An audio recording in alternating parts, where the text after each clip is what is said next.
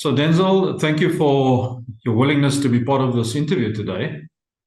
And really love to hear a little bit more about you and your role at Mpilo Tech and, what makes you guys so different to other people. Yeah, no, thank you, Bert. So my name is Denzil Fillis. I'm the CEO and founder of Mpilo Tech. I've been in the entrepreneurial game now for the last, I think in January it will be 18 years. My daughter, like I mentioned earlier, my daughter, she's turning 18 next Sunday. Yes. And I literally quit my full-time job 1 month after she was born. Okay. So prior to that, I've been trying to start a business, but I was trying to do it part-time, right?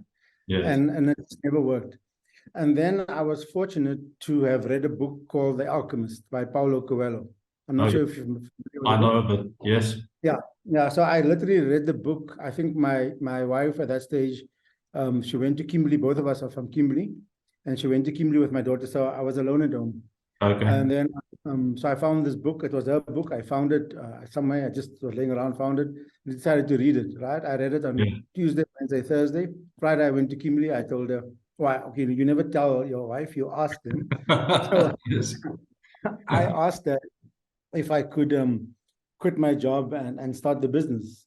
And surprisingly, she said yes. And I did that. And to be honest with you, the book talks about the universe conspires to help you achieve your destiny, right? Yes. And I can categorically say that's exactly what has happened. I resigned, and within a month I got my first contract, right? Excellent. And not knowing where I was going to get paid from, I was hoping my pension would be paid out. I was trying to sell my house. I didn't know that, it takes a while to sell a house. I thought I'm going to sell it in a month. So I'm not sure if it was bravery or stupidity on my side. Yes. But, I did so. And here I am close to 18 years later, still going at it. Excellent. Yeah, sometimes best thing is to jump in and just do it. Definitely. I must say, I think you were brave, but perhaps you didn't know what you didn't know. I've got this thing where someone told me a long time ago about the unconscious incompetent and the conscious incompetent. Yes. Right? So I think I was the unconscious incompetent, but I think that's probably the best place to be when you're trying to start a business, because if you're going to think about where am I going to get the money, how am I going to survive, you're never going to do it. You're never going to do it. So I think, I'm happy that I just did it. Oh, great! It's great to hear that story, Denzil. And what makes you guys unique? Why do people come to you? Yeah, so it's a couple of things, but I think first of all is that we try to be different, right? We don't do things that everybody else has done in South Africa, right? And even globally.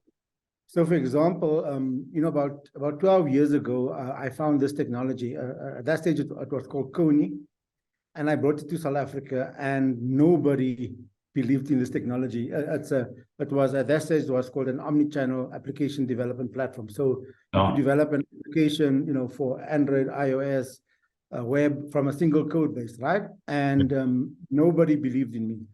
I tried to sell it, and people just said no. But I stuck with it, for a couple of years. Yeah. And in 2019, that relentless belief in the technology paid off. So in 2019, one of the world's biggest provider of banking software, a company called Temenos, bought that company, right? Okay. And because we were a partner, we became a partner to Temenos, right? So Temenos is the biggest provider of banking software on the planet. They've got over 3,000 banking customers, right?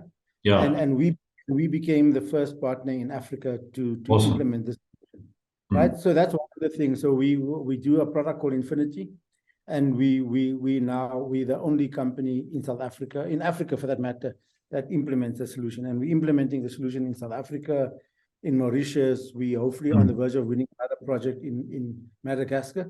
Yes. So we really love this technology, and it's groundbreaking technology.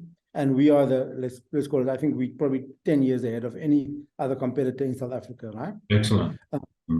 And then also we've got another technology called Vault MX, which is similar to the banking stuff, but Yes. it allows what's called a low code and no code application development platform, right? Okay. So on that platform, you can implement digital transformation solutions in record time, Yes. in a third of the time you do in other platforms, right? Yes. And again, we 10 years ahead of anybody else on that Mm. technology in Africa, right? In Okay. fact, I'll probably say even globally, Yeah. the company, the OEM for that solution, they're inviting us all over the world to go and attend conferences.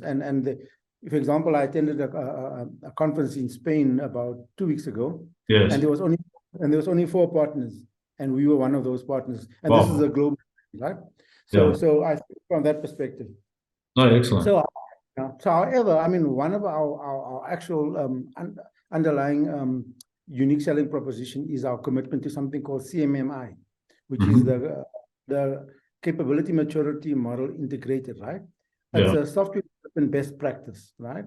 Yes. So we are the leader on the continent. I think we've got about 40 certified CMMI associates. Yeah. And we aim to get our level 3 certification in February next year, and we'll be the first software development company on the continent to achieve the certification. To do that.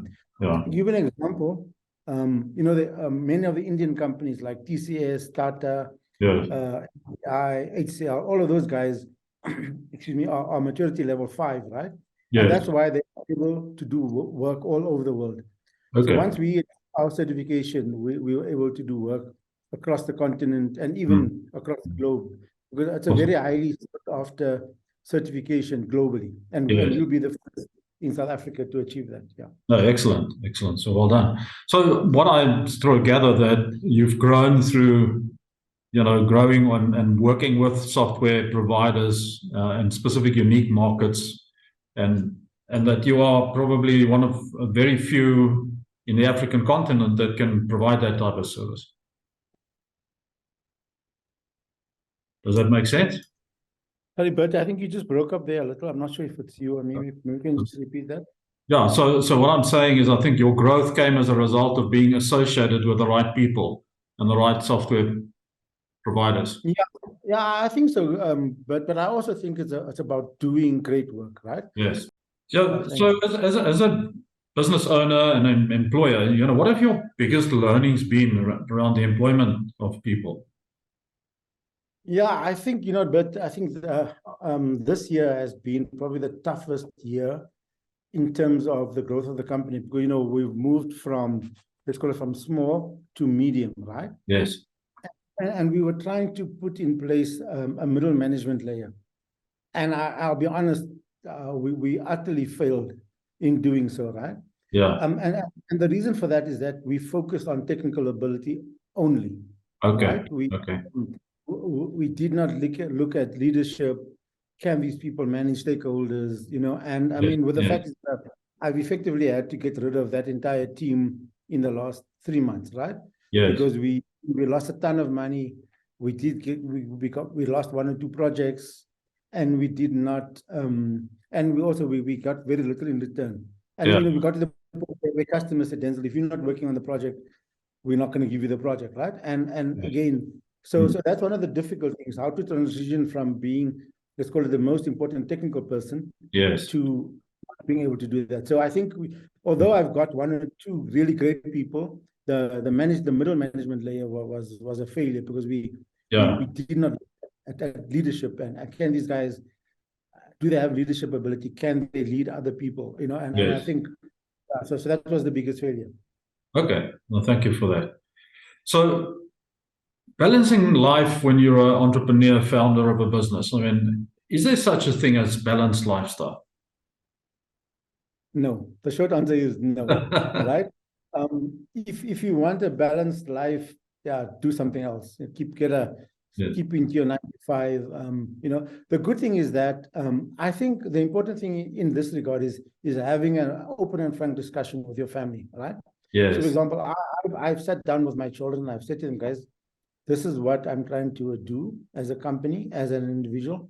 Not only am I trying to build a legacy, not just for me, but for them. but I'm Yes. also trying to make a difference. Like I said earlier on, our vision as Mpilo Tech is job creation. We want to create jobs in the digital transformation space. So when you have something that's bigger than you in fact, bigger than your family, if you have a chat to them. So my kids have understood that I'm trying to, for lack of a better word, trying to change the world. Yes. Yes. And one piece at a time, South Africa at a time. So they've bought into that. And Yes. also I won't lie, they like living a good life. They go to private. So they understand this is what sacrifices. So although I miss some school events, when I do spend time with them, obviously I try to spend quality time. Yeah. But they do know that at the drop of a hat I can whip up my laptop and do something. Yes. So I think we've managed to. So it's not a balance, but I think between us and particularly the children, we've agreed this is how life is going to be. But it's have a good effect on them as well, because they now know they have to put effort into their education, into their studies. So they've learned a lot, and I'm very proud that they often tell me that's one of what they love about me the most is my heart, my dedication, my persistence, my courage. So that I'm happy that has rubbed off on them as well. Awesome. No, well done. So we spoke about recruitment and you had a management team, but when you recruit people, what qualities are you looking for? Yeah, so let me just see. I mean, we obviously look for people, like I said earlier, we look for leadership abilities, right? Yes, yes. We look for leadership abilities, we look for commitment, right? We look for courage. So our values as a company is courage, excellence, partnership, openness, and innovation, right? So when we talk to guys, we want to make sure that they embody those values, right? And that they really believe it. It's not just something that they tell us, right?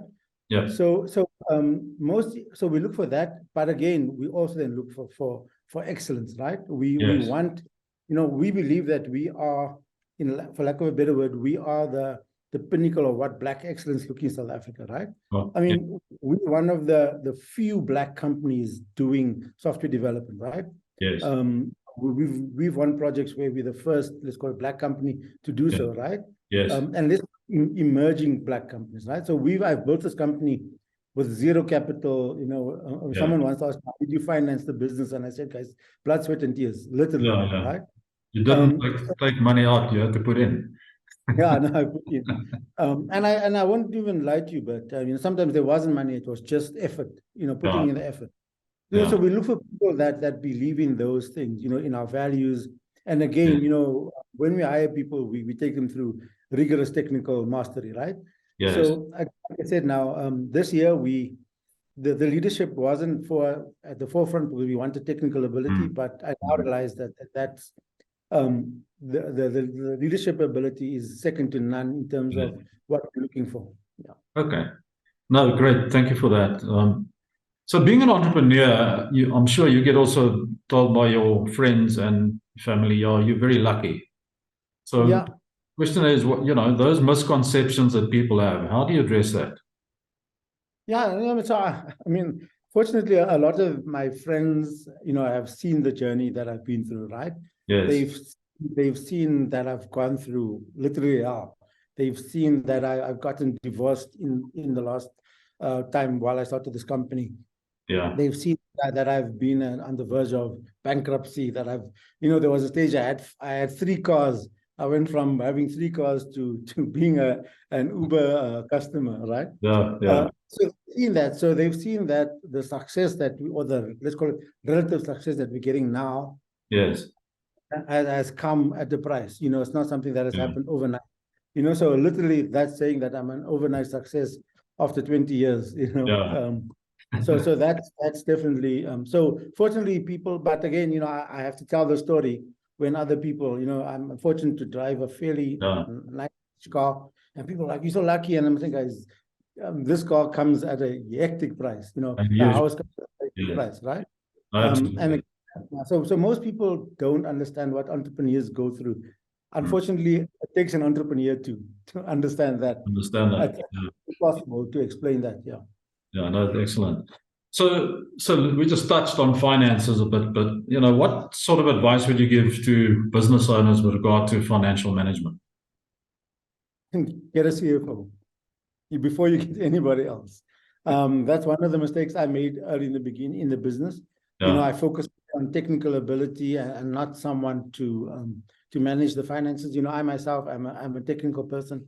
I was a Yeah. programmer, so I'm not I didn't go to I don't have an MBA, or I didn't go to business school or Yes. anything like that. Yes. So fortunately, by chance, our current CFO, we met a couple of years ago, Yeah. and I can categorically say he's been the difference between the business being here and not. Yes. Without, over the last 3 to 4 years, there were many occasions where we probably would have closed down if I Yeah. didn't have a CFO. So investing in a CFO and yourself also in getting some financial management. Yeah. There are many short courses that you can do. But yeah, do that. Don't leave it up to chance. Excellent. Thank you for that. So, Denzil, where do you see yourself in 5 years? Yeah, so I mean, we hope to be, without trying to be arrogant, I think we hope to be the best and the biggest software development company on the continent, right? Can I change the wording there? You will be. We will be, yeah. So fortunately, I've got some people that have recently joined that have challenged me. So we initially, our sense of purpose was a couple of months ago, we told ourselves in 5 years, we're going to create 1,000 jobs. Yes. Now it's 10,000 jobs in the next 5 years. It's 1,000 jobs in the next year, right? Yes. And we're saying, so now we're really passionate about creating jobs, and we believe that digital transformation can change, right? Can change the world and change South Africa. So our new vision now is in the next 10 years, we aim to create 1 million jobs, right? But that's not just with us. That's with public sector, with government, with private sector, with large corporates, with small businesses, medium-sized businesses. So we're planning to host a what we're calling a digital transformation job summit in May next year, right? Okay. And we believe that if we all make a commitment, South Africa as a country, both government sector, if we make a commitment to creating jobs in the digital transformation sector, we can do so. And again, we won't be the first. Countries like India, they decided that 30 years ago, guys, we are going to export software. And that was a collective, and they've done it. So, I mean, it's a bit late for us now, but I do believe we can do it, right? South Africa has the skills. Okay, not the skills, we have people with the right attitude. Our English is really great. We're in the right time zone to look after Europe, Middle East. So again, so I'm telling our partners, our OEMs, the guys that provide our software, the guys, South African customers are tired of taking your software and the skills going overseas. So we're happy to put the software, but we want it to be implemented in South Africa now.